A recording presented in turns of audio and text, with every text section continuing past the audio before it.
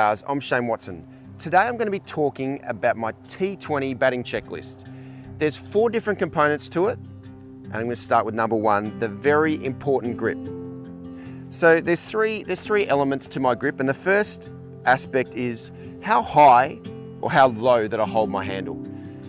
T20 cricket, I'm trying to hit the ball as far as I can, so I hold the bat higher because I want a longer lever to be able to get more power through my contact zone.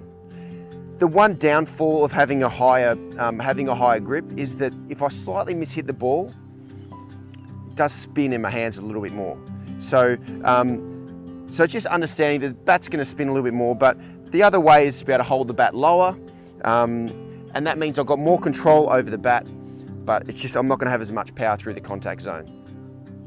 The second aspect is to be able to get natural elevation. I do it by opening up my face and my bat in my grip. So without doing anything differently, the ball actually naturally elevates higher. So if I close my bat face in my grip, then the ball will go down naturally without even really trying to hit the ball down. So for me, I'm trying to hit the ball as far as I can. I want the ball to go up. So I open my bat face up in my grip. And the last component is making sure that my bottom hand doesn't get in the way and does not override my bat swing and my front side. So I just make sure the pressure is really tight on my bottom 3 fingers and my palm of my hand is not touching my handle whatsoever. Because I want to be able to access all areas around the ground. So by having a loose bottom hand, I can hit the ball through the offside, through backward point.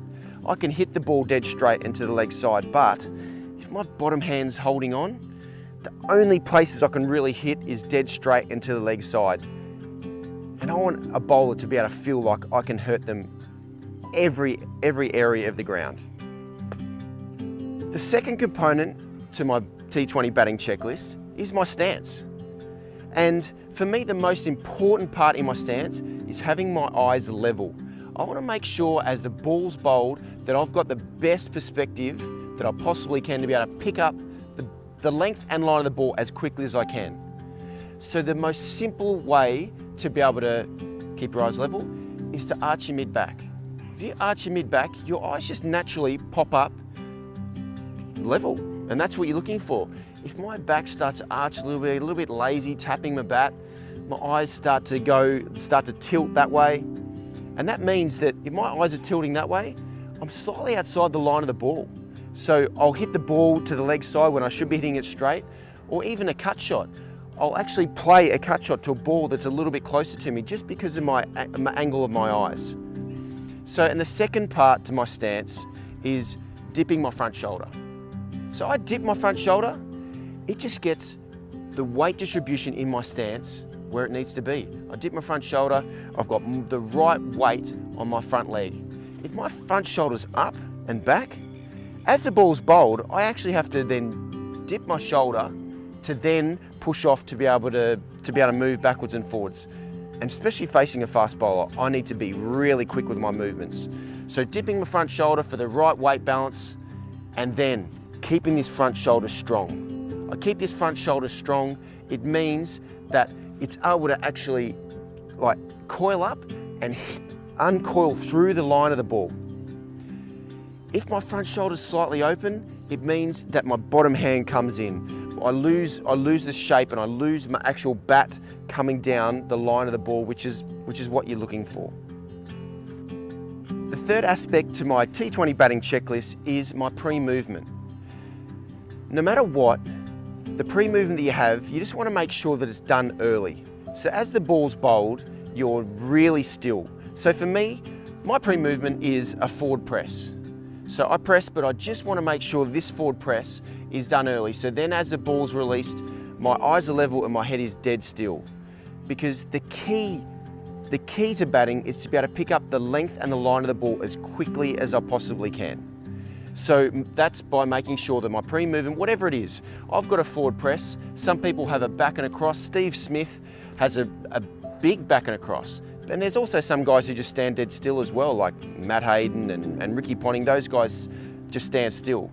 But no matter whatever your pre-movement is, you just make sure that it's done early. The final component to my T20 batting checklist is the most important one, my power bat swing. So what I'm trying to do is harness all of the energy and the power that I have in my body to be able to get that through the contact zone. So it is a full-bodied bat swing.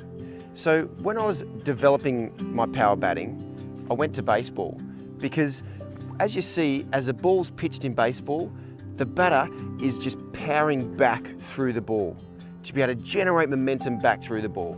So that's exactly what I did.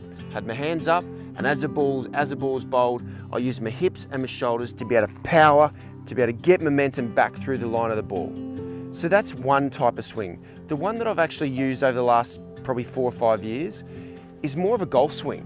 So, and what that looks like is actually coiling up your front hip and your front shoulder to be able to then uncoil everything, your hips, your shoulders, and then your hands at the end, right through the line of the ball. So for me, I found that that was the best way to be able to actually keep my bat on the line of the ball for as long as I possibly could. So you see someone like MS Dhoni, who really has more like a golf swing. And that's what I'm trying to do, to be able to harness all the energy that I've got to be able to power through the line of the ball. Well, I hope you enjoyed my T20 batting checklist. If you want to find out some more tips or some more insights from the Inner Sanctum, please go to t20stars.com right now.